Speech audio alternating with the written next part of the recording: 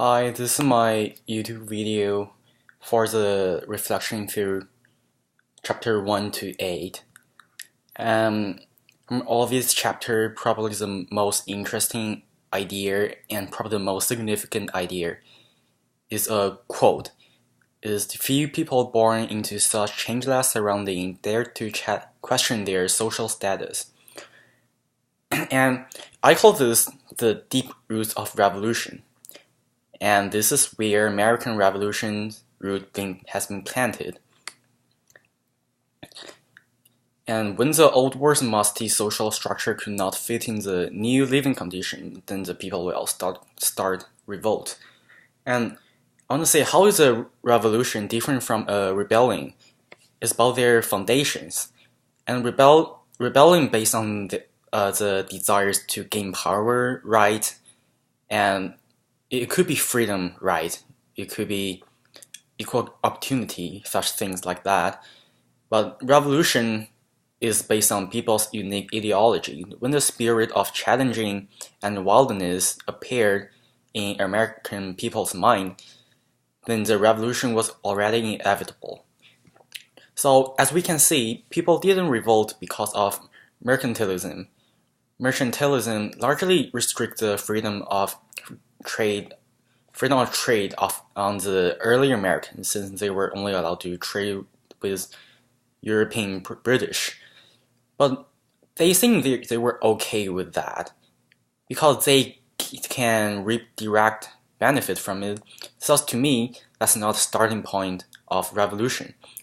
And what I really think what makes the revolution really happen is the stamp tax.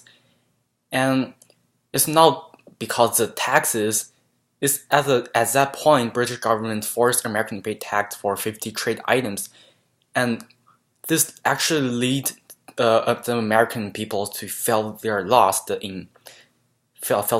of intimacy with their motherland, Britain, and they also felt controlled, and therefore they started rebelled.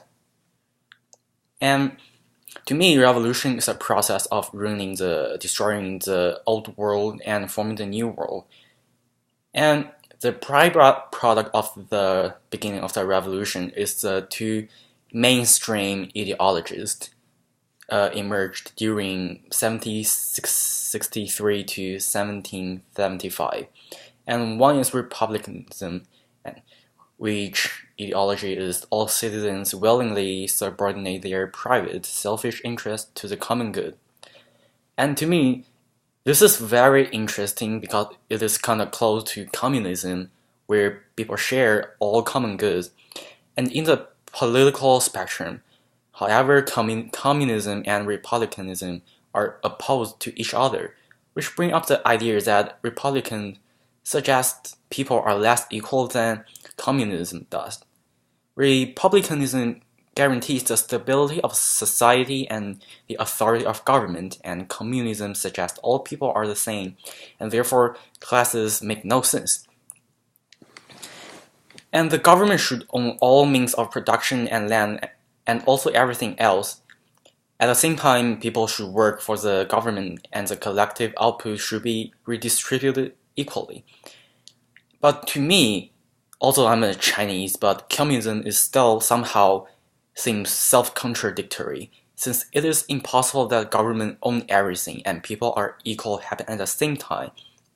There must be people in charge in government, and thus the hierarchy are formed then, which is opposed to the ideology of communism that people are saying. So to me, the real communism suggests everyone should be in government, which means everyone is self-controlled and self-governed. But this will lead to anarchy since there's no actual government when everyone is government. Just some interesting thought, and thank you.